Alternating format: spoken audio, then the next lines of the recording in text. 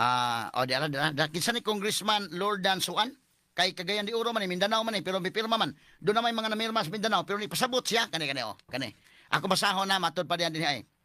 After posting the names of those who voted yes to impeach VP Sara, sa Bisaya pa, human sa pagpost sa mga ngalan ni adtong mga nibuto og yes pagpa-impeach ni Vice President Sara, I received many messages from friends and relatives asking why. Makanaday?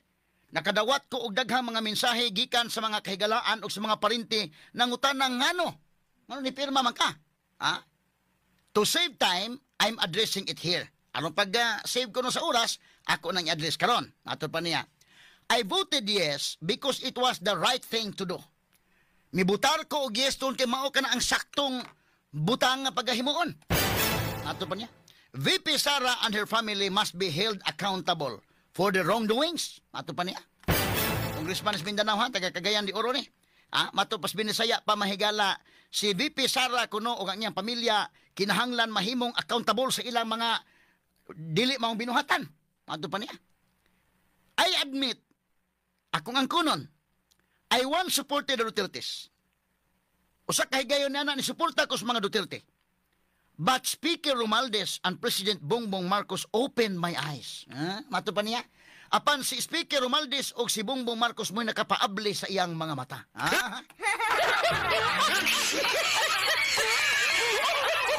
Naabli ang mga mata, mura si Adan o si Iba. Duda ko, twinkle-twinkle po na iyang mga mata ay. Anyan, ingon dali may gala, kung tiwasog basa, ingon siya, the truth is clear. Ang kamatuuran ko no klaro. The Dutertes were just using us. Ang mga Duterte ni gamit lang nato. They are not the good leaders we once believed to be. We once believed them to be. Dili kuno sa mga maayo nga mga pangulo nga diin usa kay gayon na nituo ta nga sila unta, nga sila mo'y maayo. Dili ko lang ni basahon, dili ko lang ni translate word for word translate ko lang ni mahigala sa masabot lang. Ya ingon siya day.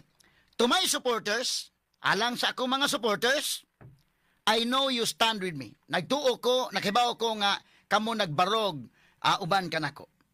Rest assured, ako ipasalig kaninyo. The ayuda is coming.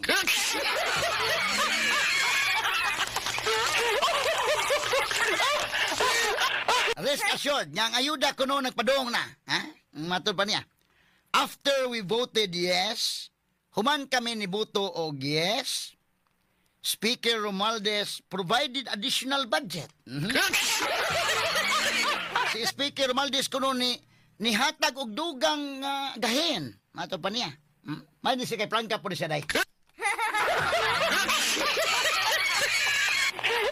Plaga practical po siya isa After mato pa niya. After we voted yes, Speaker Romualdez provided additional budget allowing us to give even more assistance to the people.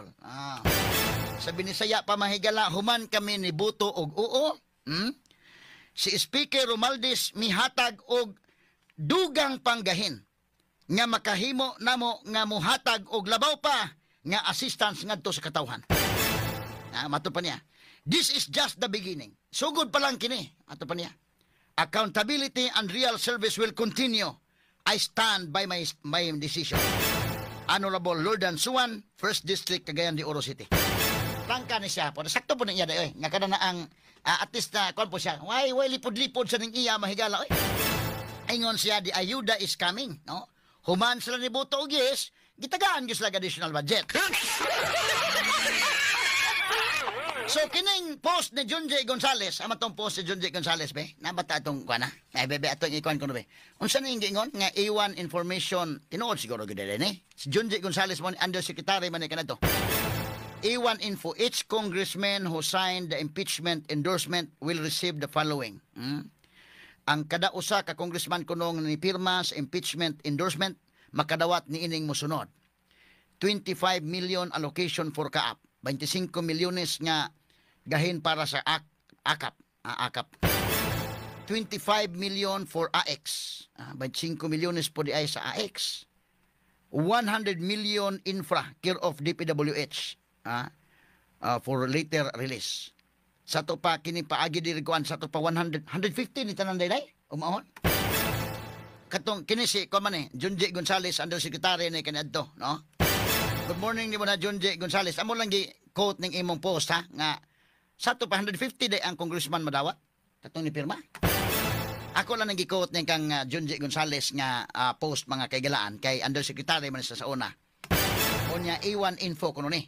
Mo ni yang A1 info pero sa atong na kuan ni Congressman Honorable Lord Dan Suan, kini ni ang mauni yang giingon mga higala nga ayuda is coming, no?